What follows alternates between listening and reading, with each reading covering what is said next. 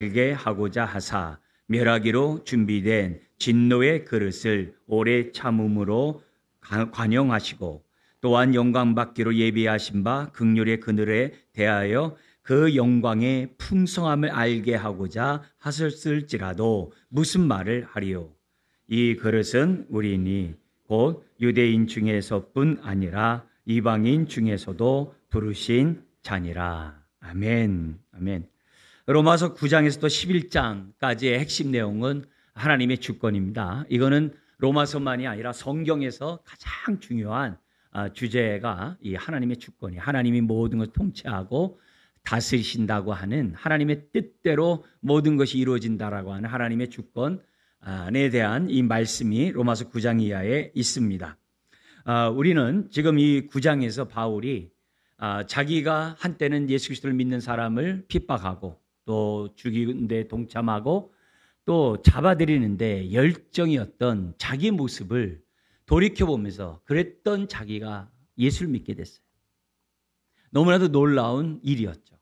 예수 그리스도를 자기가 믿는 그 모습, 과거의 모습과 현재 자기가 예수를 믿는 이 모습을 볼 때 많은 생각을 하겠죠. 많은 생각을 하겠죠. 왜냐하면 자기가 유대인이고 바리새인이었기 때문에 지금 자기가 로마서 8장까지 전했던 이 하나님의 복음에 대해서 자기 동족이 그 복음을 거부하고 믿지 않는 그런 것들을 너무나도 잘 알고 있거든요. 왜요? 자신도 유대인이기 때문에 또 바리새인이기 때문에. 근데 이런 가운데 지금 로마서 8장까지 나와 있는 이런 하나님의 이 복음에 대해서 반대하는 그런 사람들 가운데 어떤 반대가 있냐면은 지금 예수 믿는 사람 봐라. 유대인보다도 이방인들이 많지 않냐. 만약에 유대인들이 구원받지 못한다고 한다면 하나님이 하신 그 약속이 폐해진 거 아니냐. 우리가 구원받지 않는데 그리고 절대 다수인 유대인들이 믿지 않고 있는데 그렇다면은 하나님의 약속이 뭐냐. 이런 반박을 하면서 바울이 전하는 그 복음에 대해서 말꼬리를 붙잡고 계속 비판하고 이렇게 아주 반박하는 이런 일들이 있는 거예요. 이제 거기에 대해서 이제 바울이 얘기하는 거죠. 뭐라고 얘기하느냐? 바울이 답변할 때 주의사항이 뭐냐면 자기가 느낀 대로 얘기하는 게 아니에요. 자기가 그냥 이렇게 깨달아 가지고서 자기 이론을 말하는 게 아니에요. 구약에 이미 기록된 하나님의 말씀에 따라 바울은 철저하게 답변을 해요. 왜냐하면 유대인들은 구약에 능통하거든요. 근데 그들은 구약에 능통한다 하더라도 그들은 하나님의 말씀을 제대로 알지 못했어요. 심지어는 하나님을 경외한다고 경배한다고 예배하면서도 목이 곧은 백성이고 마음이 굳어서 하나님을 떠난 자라고 그랬어요. 율법이 그들 가운데 있어도 그들은 마음이 굳은 자였어요. 네. 그러니까 이런 상황 속에서 이들의 이 반박, 이 모습 앞에 바울이 뭐라고 그러냐면은 우리가 9장 6절에 있는 것처럼 하나님 말씀 폐해진 거 아니다. 그렇게 답변했어요. 왜냐? 나 같은 사람을 봐라. 이렇게 얘기할 수도 있지만 나뿐만이 아니라 많은 유대인들이 예수를 믿고 있다. 그 대표적인 사도행전이잖아요. 3,000명, 5,000명이 한 번에 복음을 듣고 예수 믿고 수만 명이 유대인들이 예수 믿었다는 게 사도행전에 있잖아요. 네. 그러면서 구약에 있는 성경을 가지고 답변해요. 왜 말씀이 폐해지지 않았냐? 이스라엘이라서 다 이스라엘이 아니지 않냐? 또 아브라함에게서 태어난 자식이라고 해서 다 약속의 씨가 아닌 거 알지 않냐? 이스마엘이 아니라 이삭이 약속의 씨잖아. 이스마엘은 육신의 자녀에 불과하잖아. 그리고 또 한 배에서 쌍둥이가 태어났는데 야곱과 에서가 태어났는데 그들이 태어나기도 전에 하나님이 야곱을 사랑하고 에서를 미워했다. 미워했다는 얘기는 사랑했다는 얘기는 선택하셨다는 얘기고 미워했다는 얘기는 선택하지 않았다 이 말이에요. 그들이 어떤 선의 행위도 없이 태어나기 전에 하나님이 그렇게 하셨다. 유대인들 당신들 알고 있지 않냐. 이스마엘이 약속의 씨가 아닌 것도 알고 있고 에서가 선택받지 않은 거 다 알고 있지 않냐. 거기에 대해서 사람들이 원망 불평하고 하나님 불의하고 공의하지 못하다 그렇게 말하지 말라는 거예요. 너희들도 알다시피 하나님의 약속은 폐해지지 않았고 여전히 오늘날에도 나를 비롯한 유대인들 가운데 그리스도인들이 많지 않느냐? 이게 첫 번째 답이에요. 그래서 내 생각에 내 주변 사람들이 안 믿는다고 해서 하나님의 뜻이 폐해진 게 아니다. 사람들은 자기 주변의 환경에 따라서 판단하잖아요. 그리고 바울에 대한 그 말에 계속 반박하잖아요. 그들은 바울이 전한 이 복음에 대해서 반박하는 그 말꼬리 붙잡고 늘어지는 데는 익숙할는지 모르지만 바울 배후에 있는 하나님이 보이질 않는 거예요. 이게 문제예요. 산상수훈에서도 남을 비판하는 자가 도리어 비판받는다고 그러잖아요. 그 헤아리면 비판받는다고 그랬어요. 왜? 재판장 노릇, 하나님 노릇하니까. 그래서 우리들이 신앙생활하면서 하지 말아야 될 게 비판이에요. 정죄하고 판단하는 일들을 조심해야 돼. 왜? 하나님이 안 보이기 때문에. 하나님이 안 보이기 때문에. 그래서 바울이 얘기가 그래요. 너희들이 나에 대해서 비판하는데 나에 대해서 비판하는 게 아니라 하나님의 말씀에 대해서 믿지 않는 것이고 그렇게 말씀하신 하나님을 너희들이 믿지 않는 거라고 바울이 얘기하고 있는 거예요. 예. 이제 그런 가운데 하나님의 약속은 폐지지 않고 지금도 있다. 그러면서 반박하는 거죠. 그러면 왜 야곱은 선택하고 에서는 왜 선택하지 않아? 이거 불공평한 거 아니에요? 이렇게 또 말꼬리 늘어지는 사람들에게 두 번째 얘기가 14절부터 18절이에요. 하나님이 불의하냐? 하나님께 불의함이 있느냐? 불공평함이 있느냐? 그렇게 말꼬리 붙잡고 이루어지지 말라는 거예요. 오히려 원래 우리는 하나님 보시기에 좋았더라고 창조되었지만 선악과를 따먹고 아담의 후예가 된 이후 로마서 5장 12절에서부터 쭉 설명했잖아요. 다 진노 아래 있는 죄인이야. 우리가 멸망받고 지옥 간들 뭐라고 말할 수가 없어. 그게 하나님의 공의야. 그런데 놀랍게도 긍휼을 베풀어 주셔서 그 가운데 멸망할 수밖에 없는데 야곱을 선택하셨다는 거야. 다 멸망받을 수 있는데 하나님이 야곱을 선택했고 하나님의 택하신 자들을 선택했다는 거예요. 오히려 구원받는 자가 있는 게 불공평한 거다. 멸망당하는 게 불공평한 게 아니라 그 얘기를 하는 거예요. 지금요. 많은 사람들이 자꾸 부정적인 입장에서 하나님에 대해서 불의하다 얘기하지 말고 원래는 멸망받는 게 공평한 거예요. 그 가운데 구원받는 그 자체가 어떻게 보면 불공평한 거지. 그런 얘기를 하시면서 하나님 뭐하냐? 모세를 선택하듯이 때로는 애굽의 바로 왕 또한 하나님이 어떻게 돼요? 유기, 내버려 두실 수도 있는 것이 하나님의 주권이라는 거예요. 하나님의 주권이라는 거예요. 근데 바로를 선택하지 않고 내어버려 둔도 다 하나님의 영광을 나타내는 도구래요. 다 거기에 하나님의 뜻이 있대. 네, 뜻이 있대. 왜요? 바로를 통하여 10가지 재앙을 나타내가지고 애굽의 모든 신들이 무가치한 것을 한눈에 보여주잖아요. 그리고 하나님만이 참된 하나님인 것을 보여주도록 하나님 도구로 삼았다는 거예요. 그 악인도. 그렇기 때문에 하나님 앞에서 자꾸 이렇게 부정적인 측면에서 그런 하나님의 복음에 대해서 거부하지 말고 하나님의 선하심을 믿고 왜 하나님께서 선하신 하나님이 왜 누구는 선택하고 누구는 내버려 두셨을까? 모르면 알게 해달라고 기도하면서 엎드려야지. 자기 생각, 자기 판단에 또 자기 집단의 유대인들의 판단에 따라서 함부로 복음까지 거부하고 하나님까지 거부하는 이런 행동하지 말라는 거예요. 그러니까 이런 말을 하니까 바울이 지금 뭐예요? 바로를 갖다가 하나님이 그렇게 하셨어? 그러면 바로는 애당초 선택받지 않아가지고 멸망받기로 했으니까 바로가 죄를 짓도록 멸망받도록 이렇게 하나님이 택했으니까 바로가 잘못 행동하면 그 책임을 왜 바로가 지냐는 거예요. 하나님도 책임 있는 거 아니에요. 사람이 선악과를 따먹을 줄 알면 왜 선악과를 만드냐는 얘기예요. 따먹을 줄 알면서도 왜 만들었냐. 그 책임 다 하나님께 있는 거 아니냐. 이렇게 따지는 거예요. 이렇게 따지면서 뭐라고 얘기하냐면 19절에 이렇게 얘기하는 거예요. 같이 한번 우리 오늘 이제 우리가 이제 세 번째 우리가 보는 내용입니다. 19절 같이 읽겠습니다. 혹 내가 내게 말하기를 그러면 하나님이 어찌하여 허물하시느냐 누가 그 뜻을 대적하느냐 하리니 이렇게 그래요. 여기 뭐냐면 하나님이 어찌하여 허물하냐 이 말이에요. 하나님이 어찌하여 정죄하고 책망하느냐 이 말이에요. 하나님이 그렇게 죄짓도록 만들어 놓고 그가 죄진다고 왜 너 왜 죄졌냐 이렇게 말할 수 있냐 이게. 그럴듯하죠? 왜요? 말꼬리 붙잡고 계속 반박하고 나오니까 그렇게 하는 거죠. 왜냐하면 끝이 없어요. 한번 반박하기 시작하면. 원래 그래요. 끝이 없어요. 그러니까 여기에서 바울이 답변 안 해도 돼. 다른 말로 하면 하나님이 그렇게 말하는 자들에서 그냥 내어버려도 돼. 근데 하나님은 바울을 통해 20절에서 쫙 11절까지 또 설명하는 거야. 또 왜요? 선한 하나님에게 선한 뜻이 있기 때문에 답변해 주는 거예요. 그들이 그렇게 말 같지 않은 얘기 하더라도 거기에 대해서 구약에 있는 성경의 말씀을 가지고 또 하나님에 대해서 쫙 설명해 줘요.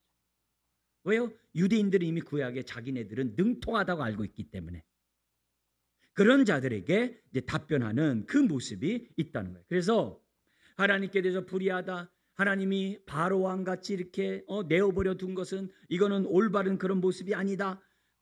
그런 자들이 잘못했다고 뭐라고 막 정죄하고 책망하고 이것은 합당하지 않다. 그렇게 꼭 그 에서 입장, 바로 왕의 입장에서만 생각하지 말고 그럼에도 불구하고 하나님이 야곱을 선택하고 아브라함을 선택하듯이 믿음의 자녀들을 선택하셔서 때가 되매 부르시고 부르신 자들을 의롭다 하시는 그 하나님의 그 긍휼하심에 대해서는 왜 생각지 않냐 이게. 그 얘기를 지금 바울이 오히려 지금 답변하고 있어요. 그러면서 무슨 얘기를 하냐면 이제 11장까지 무슨 얘기냐면 하나님의 주권과 함께 하나님의 뜻과 함께 우리들의 책임이 나와요. 사람들의 책임에 대해서 이제 11장까지 쭉 나와요. 그러면서 우리들이 잠깐 힌트를 예를 든다면 이거예요. 여러분, 하나님이 저와 사람들을 창조한 다음에 죄를 지라고 했어요? 선악과를 따먹으라고 하나님 명령하셨어요? 아니에요. 아담과 하와가 하나님처럼 되리라, 하나님과 비기리라, 하나님 없이도 스스로 하나님부터 하며 살 수 있는 지혜를 얻는다고 해가지고 자기가 선택한 거예요. 하나님이 돈을 사랑하라고 했어요? 자기네들이 탐욕에서 돈을 사랑했죠. 성경에 나온 들은 그거예요. 하나님이 우리를 지키시고 보호하시는 거예요. 근데 내가 마음대로 하루에 10끼씩 먹어보세요. 우리 몸이 뭐가 되냐고. 하나님의 그런 뜻 안에서 질서 있게 저와 여러분들이 살도록 해야 되는데 그렇게 하면 되냐 이게. 그래서 우리들에게 이 사람들에게는 하나님의 형상을 따라 지음받은 모든 사람에게는 다 자기가 어떻게 돼요? 어떤 일을 갖다가 선택하면서 그 선택한 일에 책임져야 될 그게 다 있는 거예요. 왜? 하나님의 형상 따라 지음받았기 때문에. 비록 죄 때문에 오염됐다 하더라도 그래도 그렇게 돼 있어요. 근데 하나님 앞에서 마치 이런 애들처럼 애야 왜 숙제 안 하고 왜 그러고만 있냐 하니까 나 숙제하기 싫어요. 그래도 숙제해야지. 엄마는 나 괜히 학교 보내가지고 숙제하게 만들어. 이러면 안 되잖아요. 근데 하나님 앞에 꼭 그런 식으로 얘기한다. 하나님, 내가 얼마나 하나님 섬겼는데 왜 안 도와주냐. 원망하고 불평하고. 내가 얼마나 봉사를 했는데 해준 게 뭐냐고 막 그래요. 그런 일들이 얼마나 많은지 몰라요.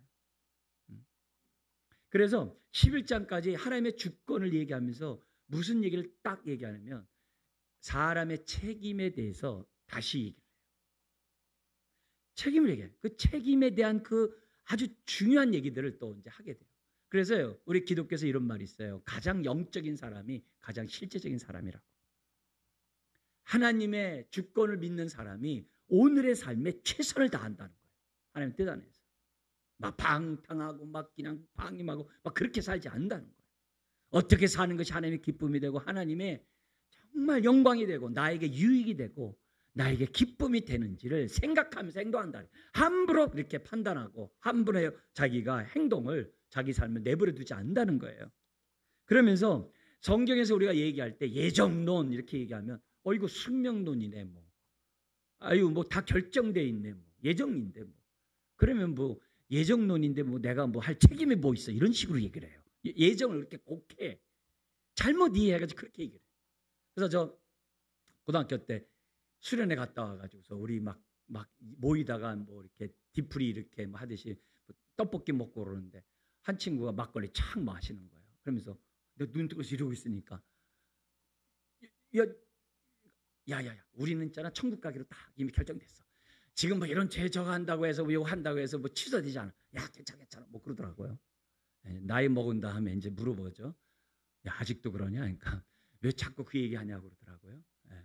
왜 모르니까 예정을 이렇게 오해하니까. 예정이 뭐예요? 그 속에 하나님의 주권, 하나님의 뜻 그리고 나의 책임이 딱 들어가는 게 예정이에요. 100% 하나님의 주권과 100% 우리의 책임과 일꼬루 100%.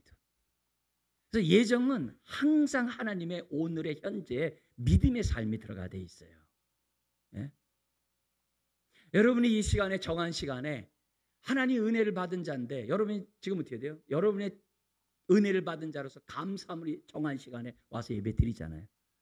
그런 행동이 있는 거예요. 뭐 환경이 어때요? 여건이 어때요? 내 처지가 그렇게 논할 게 아니라는 거예요. 먼저 그 나라 그 일을 구하면서 살아가야 될 책임이 은혜를 아는 자들에게는 다 있다는 거예요. 성령님이 그걸 깨닫게 하신다는 거예요. 그런 것들을 오해하지 말고 우리가 이제 11장까지 보면서 우리가 좀 다루도록 해요. 오늘은 이 세 번째 하나님 죄인으로 만들어놓고 죄 졌다고 뭐라 그러면 되겠어요? 이런 사람들에 대해서 이제 하나님이 답변하는 거예요. 그게 이제 20절에서 24절에 이제 기록되어 있어요. 하나님의 주권과 사람들의 책임이 얼마나 이렇게 조화롭게 될 수 있는가. 그 부분에 대한 얘기들을 우리들에게 합니다. 세 부분으로 나눠서 바울이 점진적으로 설명하는데 첫 번째가 뭐냐면요. 20절에 있어요. 20절 우리 상반전 제가 한번 읽어드릴게요. 이 사람아 내가 네 귀에 감히 하나님께 반문하느냐. 이게 첫 번째.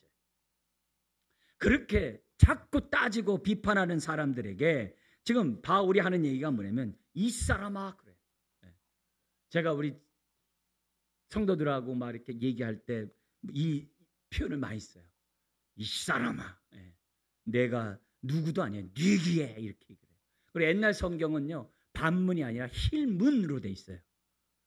왜 힐문으로 번역을 했냐면 그 앞에 뭔 단어가 포함되어 있냐면은 하나님을 대항하여 반박하느냐. 그게 힐문이에요. 그게 힐문이에요. 여기 반문도 그 앞에 뭐가 있냐면 하나님께 대항하여 반박한다는 얘기예요. 그래서 바울이 직격탄을 날리는 거예요. 네가 지금 너희들이 나에 대해서 비판하는 게 아니라 하나님께 대해서 지금 반박하는 거다. 이게 첫 번째예요. 그러면서 너희들은 뭐라고요? 사람에 불과하다는 거예요. 너희는 사람이라는 거예요. 이거 요즘 말을 쓰면 당신들 주제에 하나님 앞에 함부로 이래라 저래라 말할 수 없어요. 하나님의 주권 앞에서 사람인 주제에 어떻게 말대꾸하고 토를 달고 반박하고 그 은혜까지 쳐버리고 복음도 거부하냐 이런 표현이에요. 이 사람아 내가 네게 하나님께 대항하여 반문을 하냐고 반박을 하느냐고 바울이 첫 번째로 지금 뭐냐면 하고 있는 거예요. 이 얘기는 뭐냐면 구원받고자 하고 은혜를 알고자 하고 이런 사람들에 대해서 책망한 게 아니라 꼬투리를 잡고 하는 그런 자들에 대한 반박이에요. 바울의 답변이에요. 그래서 바울은 이들의 갖고 있는 그 마음밭 그들의 그런 태도 복음을 거부하고 어떻게든지 간에 물고 늘어지는 그런 정신 거기에 대해서 직격탄을 바울이 첫 번째 지금 나누고 있는 거예요. 이 사람아 내가 너희에게 하나님을 대항하여 이렇게 궤변을 쏟아내고 있냐라고 답변하고 있어요. 자 그러면 왜 사람들이 바울이 전한 이 복음에 대해서 이게 거부하고 또 많은 경우에 왜 비판하는 일에 주저하느냐 주저하지 않고 자꾸 하느냐 다른 게 아니에요. 두 가지 문제예요. 뭐냐면 나 자신을 모르기 때문에 그리고 또 하나는 하나님의 위대하심을 모르기 때문에 우리는 하나님의 위대하심을 알기 위해서 계시록에 하늘에 있는 존재들이 어떻게 성부 하나님과 성자 하나님 앞에 예배를 드리고 있는지를 우리는 뭐예요? 자꾸 깨달아가야 돼요. 그래서 우리가 훗날에 하나님 앞에서 드리는 예배를 오늘 이 땅에서 예배를 드릴 수 있도록 우리는 사모하고 기도해야 돼요. 어떻게 예배자의 마음으로 하나님 앞에 예배하는지 계시록을 보면서 우리가 알아야 돼. 알아야 돼. 근데 너희들 자신을 모른다. 너희들이 사람에 불과한 존재라는 것을, 하나님의 은혜 없이는 한순간도 살 수 없는 존재인 것을 너희들 스스로가 알지 못하고 스스로 구원받을 수도 있고 스스로 잘 살 수도 있고 스스로 능력이 있다라고 자기 계획 속에서 마음대로 살아가고 있는데 천만에 너 자신은 모르는 일이야. 반면에 하나님의 그 위대함, 우리가 사도신경을 고백을 해요. 사도신경을 고백을 하는데도 하나님을 인격적으로 만나지 못했어요. 삼위일체 하나님에 대한 신앙 고백을 하는데도 하나님에 대한 경외함이 없어. 이게 문제라는 거예요. 성경에 보면은 하나님 만난 사람 치고요, 꼬꾸라지지 않은 사람 아무도 없어요. 아브라함도 그랬고 모세도 떨기나무에서 그랬고 뭐 이루 말할 수 없어요. 이사야 선지자도 매일 성전에서 예배를 드리는데 이 나라를 불쌍히 여겨달라고, 이 황만 죄악을 갖다 용서해달라고 그렇게 했는데 하나님이 딱 나타나니까 어떻게 돼요? 화로다 최상급이에요. 입술이 부정한 자요. 그리고 회개해요. 꼬꾸라져요. 예수 믿는 게 뭐예요? 그 위대하신 하나님 앞에 나의 죄악된 이 모습을 보고 꼬꾸라지는 게, 그게 회개예요. 그게 예수 믿는 거예요. 그런 경험이 없으면 회개했다라고 말하기도 정말 점검해 봐야 돼요. 임재 앞에 꼬꾸라진 경험이 있어야 돼요. 많은 지식을 한다고 믿는 게 아니에요. 사도신경을 다 고백한다고 다 믿는 게 아니에요. 그 당시 구약에 능통한 유대인들이라고 해서 하나님을 아는 게 아니에요. 안 믿었잖아요. 예수를 십자가에 못 박아 버렸잖아요. 근데 자기네들은 다 안 돼요. 율법에 능통하대요. 아니에요. 이들은 출애굽하면서도 그 10가지 재앙 속에서 하나님의 위대함을 보여줬는데 기껏 신의 산 밑에 와서 뭐 만들어요? 하나님은 송아지야. 송아지가 뭐예요? 애굽의 돈신이거든요. 부자 되게 해달라고. 그게 하나님이에요. 그들이 믿는. 그러니까 문제죠. 오늘 우리들이 하나님 앞에 예배 드리면서 그 이름에 합당한 예배를 드리지 않으면서 안다라고 말하면 안 된다는 거예요. 지금 바울이 그걸 보여준 거예요. 여러분, 전도서가 보면 아무리 이런 헛되고 헛된 세상 속에서도 복된 삶을 살 수 있는 그 지혜들을 전도서가 줘요. 그 가운데 하나님께 대한 그 태도를 기록한 게 있어요. 2장 5절에 하나님 앞에 함부로 입을 열지 말라. 원망하고 불평하고 하나님 뭐 하세요? 이러지 말라. 급한 마음으로 말을 내지도 말라. 하나님 앞에서. 하나님은 하늘에 계시고 너는 땅에 있음이니라. 그런즉 마땅히 하나님 앞에서 말을 적게 할 것이니라. 함부로 하지 말라. 우리는 주기도문에 있는 것처럼 그 이름이 거룩히 여김을 받으시면 그걸 위해 사셔야 돼요. 예배를 통해서 그 이름이 거룩히 여김을 받도록 우리가 예배하지 않으면 어디서 하겠어요? 너무나도 중요해요. 히브리 기자가 믿음의 경주를 하는 성도들에게 하는 얘기처럼 하나님을 경외하고 두려움으로 기쁘게 섬기래. 어떻게 두려움과 기쁨이 서로 상전해요?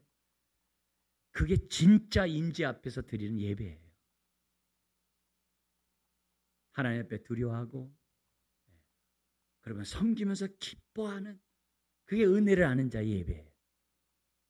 그렇게 하라는 게 그게 첫 번째. 그러면서 그들에게 더 나가요. 하나님이 어떤 분이냐? 하나님은 모든 것을 창조하실 뿐만 아니라 만드시고 그걸 다 주관하시는 분이라는 것을 토기장의 비유를 통해 알게 합니다. 하나님이 어떤 분인지 아냐? 이렇게 얘기를 해요. 20절 하반절에 지음을 받은 물건이 지은 자에게 어찌 나를 이같이 만들었냐 말하겠느냐. 토기장이가 진흙 한 덩이로 하나는 귀히 쓸 것을 하나는 천이 쓸 그릇을 만들 권한이 없느냐라고 하나님의 권한, 이 말이 권세예요. 하나님의 이런 권세가 없냐고 두 번째 딱 얘기를 해요. 하나님은 하늘과 땅의 모든 권세를 가진 하나님이시라는 거예요. 그 얘기를 유대인들에게 지금 뭐냐면 또 반박하는 자들에게 설명하고 있어요. 그래서 하나님의 주권과 타락한 인간에 대해서 하나님은 무엇이든지 할 수 있는 권한이 있다는 거예요. 여기서 볼 때요. 지금 20절 하반절에 창조된 물건이 창조한 자에게 이렇게 얘기 안 했어요. 지음을 받은 물건이 지은 자에게 이렇게 얘기를 했어요. 왜 그랬냐면은 하나님이 아담과 하와를 창조했을 때는요, 죄 없이 창조하셨어요. 보시기에 심히 좋았더라 했어요. 근데 이 인간이 하나님과 비길이라 해가지고 서로를 따먹었어요.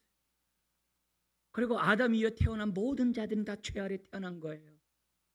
타락한 인생이 됐다는 거예요.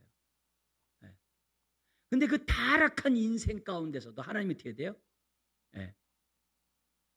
자, 다듬어 가지고 그 인생들을 그냥 멸망을 보내는 게 아니라 다듬어 가져가지고 그릇들을 만들었대. 지금 그 얘기예요. 그릇들을 만들었는데 그 그릇들 중에는 아주 귀 있을 그릇도 있고 하나는 천 있을 그릇도 있도록 만들었다는 거예요. 근데 서로 비교해가지고서 나는 귀 있은 그릇이요.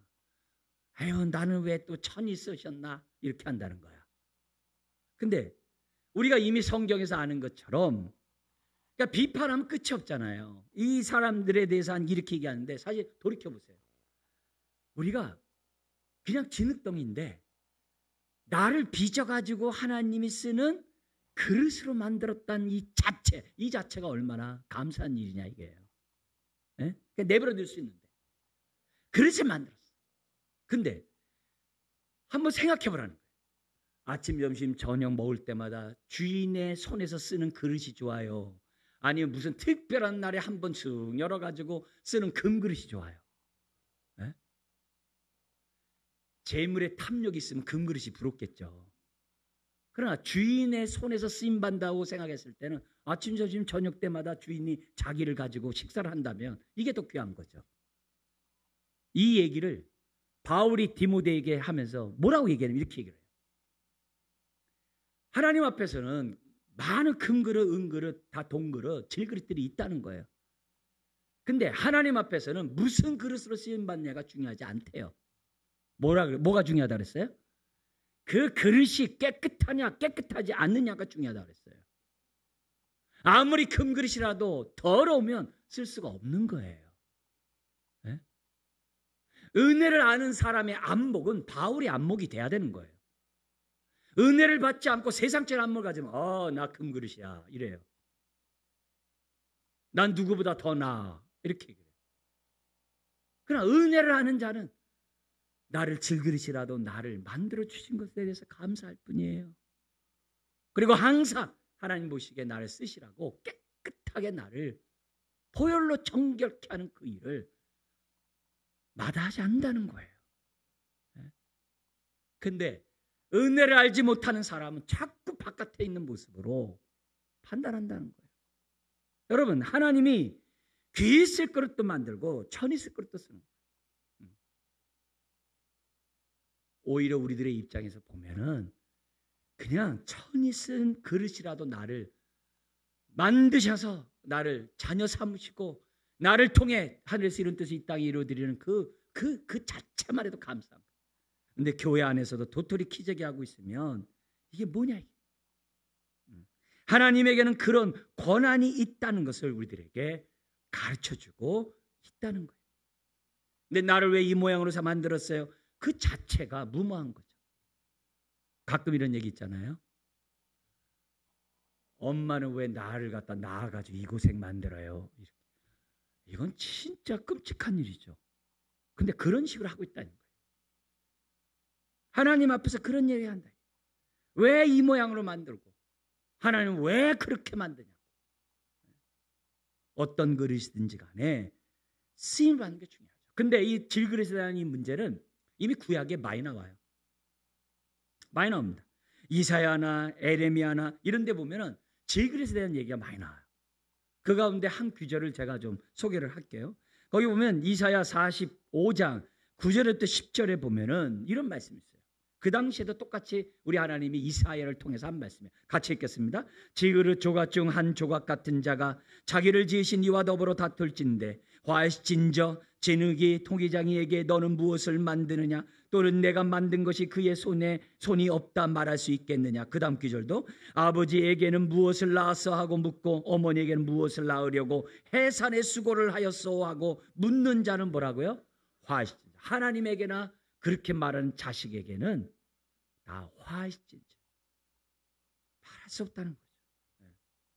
우리가 이 태어난 것에 대해서 감사하고 태어난 내가 어떻게 하면 하나님의 기쁨이 되고 부모에게 기쁨이 되고 자랑이 되고 내가 복된 삶을 살까? 우리가 잘 하나님 말씀에 따라 순종해 살아야지. 환경이 이래서나 싫다. 내가 이런 능력이 없어 싫어요. 나의 가진 것 없이 그런 식으로 원망하고 불평하고 하지 말라는 거죠. 에레미야에서도 똑같은 얘기를 하는 거예요. 하나님은 권한이 있으세요. 이렇게 만든 권세가 있어요. 힘이 있으세요. 또 어떤 사람이 이렇게 해요. 하나님이 애당초 바로같이 지옥 가라고 하나님이 창조했는데 그게 합당한 일이에요? 말이나 돼요? 여러분, 하나님은 지옥 가라고 사람을 창조한 적이 없어요. 아담과 하와를 창조할 때 보시기에 좋았다라 창조했지 지옥 가라고 창조한 적은 없어요. 본인의 책임이 하나님의 그런 마음을 헤아리지 못하고 자기가 죄의 종노릇해서 그렇게 사는 거지 하나님 그렇게 한 적이 없어요. 그러면서 하나님이 야고보서에서 이런 얘기를 해요. 1장에서 뭐라고 했냐면은 야고보서 1장 13절에 하나님은 악에게 시험을 받지도 아니하시고 친히 아무도 시험하지 아니하시네요. 우리는 함부로 하나님에 대해서 나를 갖다 갖고 논다라고 말하면 안 돼요. 하나님 나를 이렇게 도와주지도 않고 갖고 놀다 제자리만 갖다 놓으세요. 이런 식으로 하나님 옆에 반박하면 안 돼요. 하나님은 선한 목자였어요. 근데 문제는 자기가 타락한 존재라는 사실, 인간이라는 사실을 인정하고 싶지 않아요. 예수 믿고 구원받아 싫어요. 선행하라 구원받아 할렐루야 그런다고. 마치 유대인들도 왜곡돼가지고 율법을 지킴으로 자기가 의롭다함의 삶을 살려고 하는 그런 죄성들이 많아요. 자기가 뭔가 있는 것처럼. 아니에요. 우리는 진흙덩이에 불과해요. 근데 타락한 야곱과 에서 중에 하나님이 야곱을 택하셔서 빚으셨어요. 그 진흙을 이렇게 환경의 여건 속에서 다 빚어가지고 그릇으로 만들어 놓으신 거예요. 오늘도 저와 여러분들이 다 진노 아래 있는 죄인이었지만 이렇게 빚으셔가지고 예배까지 하는 자가 됐잖아요. 얼마나 감사해요. 그러면서 우리가 하나님 앞에 감히 그냥 왜 누구는 버려놓으셨냐 하나님 책임지세요 그러지 말라. 우리에게는 우연도 아니고 결정되어 있다는 그 숙명론도 아니고 운명론도 아니에요. 우리는 하나님의 선하신 뜻 가운데서 우리 하나님의 다루시는 그 손에 우리의 삶을 맡겨야만 한다는 거죠. 그러면서 하나님이 이런 권한이 있다고 얘기한다면 세 번째 한 얘기가 뭐냐면 22절 23절에 이렇게 얘기를 해요. 좀 더 이해를 돕기 위해서 하나님이 뭐냐면 왜 진노의 그릇과 관용의 긍휼의 그릇을 만들었는지 그 설명을 또 해줘요. 여기서 우리는 하나님의 선한 목자의 음성을 듣게 돼요. 그리고 우리가 이해하지 못했던 많은 왜 유기하시고 누군 선택하고 우리가 차별화가 이런 것들을 이해할 수 있는 그런 아주 중요한 진리를 본문에서 찾을 수 있습니다. 자, 여기서 보니까 22절은 이렇게 돼 있어요. 만일 하나님이 이렇게 돼 있어요. 알게 하고자 하사, 뭘 알게 하고자 하사? 그의 진노를 보이시고 그의 능력을 알게 하고자 하사. 목적이 있어요. 멸하기로 준비된 진노의 그릇을 오래 참음으로 뭐 했다고 그래요? 관용하시고. 여러분, 우리 가끔 이런 얘기해요. 아니, 반대자들처럼 이 세상에 악이 득실한 거 보니까 하나님 없어. 이 세상에 악이 판을 치는 거 보니까 하나님 살아계시지 않아. 이런 자들이 얼마나 많아요. 그래서 또 이런 말도 하잖아요. 그냥 죄를 범하고 악을 범하는 자 하나님이 그냥 살아계신 벼락 확 내리지. 이런 얘기 하거든요. 근데 우리 하나님이 그렇게 하지 않으세요. 진노의 그릇이라 할지라도 하나님께서 뭐냐면요. 오래 참으신다고 그래요. 유대인들에게는요, 지금 몇천 년 참으셨어요. 세상에 그 많은 철학자들을 통해서 이 세상에 많은 철학 사상들이 많이 있는데 그들에게도 몇천 년 참으셨어요. 오랫동안 참으셨다라고 얘기를 해요. 그러면서 성경에 보니까 오래 참으신 이유에 대해서 해석이 나왔어요. 이미 바울은 로마서 2장에서 그 설명했는데 베드로부터 얘기를 해줄게요. 거기 보면요, 베드로후서 3장 8절 9절에 왜 오래 참으시는가? 그냥 빨리 벼락 내려가지고 범죄할 때마다 그냥 가게 하지 왜 그러는가? 뭐라고 얘기하냐면 이렇게 얘기를 해요. 베드로후서 3장 8절 이하에 보면 사랑하는 자들아 주께는 하루가 천년 같고 천년이 하루 같으니 한 가지를 잊지 말라. 주의 약속은 어떤 이에 더디다고 생각하는 것 같이 더딘 것이 아니라 오직 너희를 대하여 오래 참으사. 그 다음 읽어볼까요? 아무도 멸망치 않고 다 회개함에 이르기를 원하시느니라. 할렐루야. 왜 수천 년 참으셨어요? 왜 헬라 철학 이런 사람이 있는데 그런 사람에게 수천 년 참았어요? 왜 한국교회 그렇게 140년 전에 복음이 들어온다 이렇게 오래 왜 참으세요? 한 영혼이라도 죽게 회개하고 돌아오고 멸망치 않는 것이 하나님의 뜻이라는 거예요. 우리 앞에 로마서 2장 4절 다시 한번 상기 한번 해보세요. 2장 4절 읽어드릴게요. 혹 내가 하나님의 인자하심이 너를 인도하여 회개하게 하심을 알지 못하여 그의 인자하심과 용납하심과 길이 참으심의 풍성함을 멸시하느냐 이렇게 얘기를 해요. 그런 자를 멸시하느냐. 그러면서 뭐라고 하냐면 5절에 2장 5절에 다만 그러나 다만 내 고집과 회개하지 아니한 마음을 따라 진노의 날 곧 하나님의 의로운 심판이 나타나는 그날에 이 말 진노를 내게 오늘도 쌓는도다 이렇게 그래요. 여러분 우리 하나님은 죄인이라 할지라도 멸망하기를 원치 않으세요. 이 얘기가 우리 새벽 예배 때 봤던 에스겔에서 3번씩이나 반복돼요. 제가 하나 읽어드린다면 에스겔 18장 23절에 이렇게 얘기를 해요. 나 주 여호와가 말하노라 내가 어찌 악인의 죽는 것을 조금인들 기뻐하랴. 그가 돌이켜 그 길에서 떠나서 사는 것을 어찌 기뻐하지 아니하겠느냐.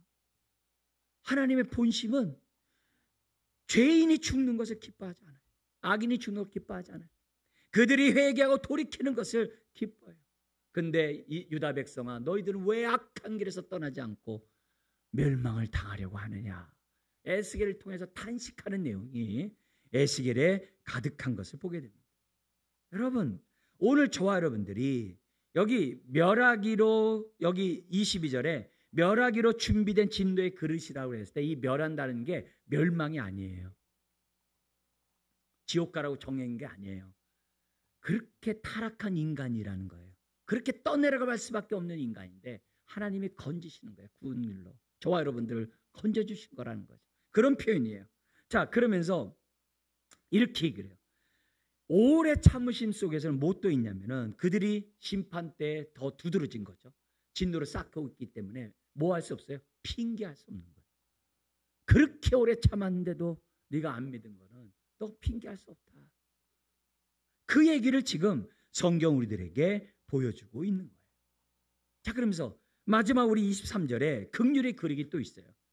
그런 가운데 긍휼을 베푸는 그릇이 또 있다는 거예요. 23절 같이 한번 읽어볼까요? 또한 영광 받기로 예비하신 바 긍휼의 그릇에 대하여 그 영광의 풍성함을 알게 하고자 하셨을지라도 무슨 말을 하리요. 예? 자 여기서 보면요 영광이라는 표현요 멸망한 자에게는 안 썼어요. 진노의 그릇에 안 썼어요. 누구예요? 구원받은 저와 여러분들에게 긍휼의 그릇에게 영광이라는 표현을 썼어요. 영광이 뭡니까? 하나님이 말씀하시고 행하는 그 모든 것, 임마누엘하는 모든 것이 다 영광이에요. 근데 이 영광을 죽어서 영광이 아니라 이 땅 가운데 그 영광의 풍성함을 알게 하고자 하셨을지라도 이게 하나님의 주권이에요. 오늘 이처럼 우리가 먼저 믿은 건 뭐예요? 그 영광의 풍성함을 알게 하고자 믿게 한 거예요. 그래서 한 살이라도 젊었을 때 은혜를 받아야 돼요. 영광을 아는 저와 여러분들이 돼야 돼요. 보혈의 능력의 영광, 기도 응답의 영광, 내 삶에 함께하는 영광, 오늘도 예배 가운데 함께하는 이 영광, 그거를 맛봐야 되는 거예요. 그게 하나님의 본심이에요. 오늘 이렇게 긍휼함을 입은 이유가 다른 게 아니에요. 그 영광을 보라고. 그래서 예배하라는 거예요. 1년에 한 번만 예배 드리면 얼마나 좋을까? 추석 명절 때 한 번만 드리면 얼마나 좋을까? 그렇게 하지 말라는 거예요. 응? 그런 식으로 얘기하지 마. 결국 우리들의 삶을 통해 영광의 풍성함을 맛보기를 원하시는 분이 하나님이세요. 그래서 예수 그리스도 안에 있는 생명의 성령의 법이, 그 권세가 오늘 우리가 이처럼 예배케 하고 믿음으로 살아가게 하고 있다는 거죠. 그러므로 오늘 우리들이 신앙생활을 하면서 하나님 앞에 얘기해야 될 것은 다시 한번 나를 택하시고 나를 부르심에 감사해야 돼요. 우리 마지막 24절 부르심에 대한 읽고 말씀 마치겠습니다. 같이 읽겠습니다. 이 그릇은 우리니 곧 유대인 중에서뿐 아니라 이방인 중에서도 부르신 자니라. 아멘. 여기 이 그릇은 진노의 그릇이 아니에요. 이 그릇은 긍휼의 그릇이에요. 근데 이 긍휼의 그릇은 뭐예요? 유대인 중에서 남은 자고 이방인 중에서 저와 여러분들 같이 믿는 자, 그런 자들이 긍휼의 그릇이라는 거예요. 근데 긍휼의 그릇을 갖다가 어떻게 했대? 24절 끝에요. 부르신 자래요. 아멘. 여러분, 예수 그리스도를 믿고 의롭다함 받은지 믿으세요? 그런 것은 내가 이미 부름을 받았다는 거예요. 아멘. 부름 받았다는 얘기는 하나님이 만세전부터 택했다는 거예요. 때가 되면 우리를 부르셨다는 거예요. 그리고 예수 믿고 의롭다함 받게 한 거예요. 그리고 영화롭게 하신다는 거예요. 네? 그게 우리라는 거예요. 그러니까 이 은혜에 대해서 감사하고 우리가 예배를 드려야죠. 오직 영광은 하나님께. 할렐루야. 그러면 지금 믿지 않는 사람들 어떻게 돼요? 원래 다 멸망인 줄 알았는데 저 믿는 사람이 있네. 그럼 나에게도 기회가 있겠네. 하나님의 복음이 전파되는 거는 믿게 함이 아닌가? 나에게 예수 믿는 사람을 내 옆에 붙여준 거 나도 구원하려고 하는 거 아닌가? 이렇게 열린 마음으로 우리가 하나님의 말씀에서 듣고자 하면 그게 얼마나 하나님이 기뻐하는 일이냐 이거예요. 여러분, 믿지 않는 죄인이 죽는 것을 하나님은 기뻐하지 않으세요. 저를 구원하듯이 그들을 구원하기 원해요. 우리 가정에 예수 믿지 않는 사람들을 구원하기 원해요. 네, 구원하기 원하신다고요. 네, 그러니까 하나님의 약속은 패하지 않았어요. 주 예수를 믿으라 그리하면 너와 네 집이 구원을 받으리라. 할렐루야. 그러면 그걸 믿고 우리가 어떻게 돼요? 오래 참으시는 하나님, 내 가정을 오래 참으시는 하나님, 주여 나에게 은혜를 주셨듯이 내 가족에게도 은혜를 주세요. 나를 어려서부터 믿게 하신 하나님, 확실히 믿게 해주세요. 그냥 뜨겁든지 차갑든지 확실히 믿게 해주세요. 대충 믿지 않도록 도와주세요. 내가 하나님의 이 선하심을 모르고 원망하고 불평한 이 교만을 용서하시고, 내가 이렇게 했는데 나 안 도와준다라고 짜증 피는 것도 좀 회개하고, 우리가 좀 명절을 맞이해가지고 몸과 마음이 좀 새로웠으면 좋겠어요. 은혜를 아는 자로서 우리가 명절을 맞이하면 믿지 않는 우리 가족들도 우리를 통해서 하나님의 사랑을 경험하게 될 줄 믿습니다. 기도하겠습니다. 하나님 아버지, 오늘도 우리들을 하나님의 영광의 풍성함을 알게 하기 위하여 예수 그리스도 안에 거하게 하시고 이처럼 예배케 하시니 감사합니다. 주여, 멸망의 그릇이 아니라 긍휼의 그릇으로 오늘도 우리가 하나님 자녀로 예배케 하시니 감사합니다. 오늘 머릿속에 있는 한 분 한 분들, 내가 은혜 없이는 살 수 없는 자임을 깨닫게 하여 주옵소서. 나를 구원한 하나님의 그 위대하심의 그 영광을 보고 꼬꾸라지는 주의 자녀들 되게 하여 주옵소서. 모든 것 주님께 의지하며 예수님의 이름으로 기도드리옵나이다.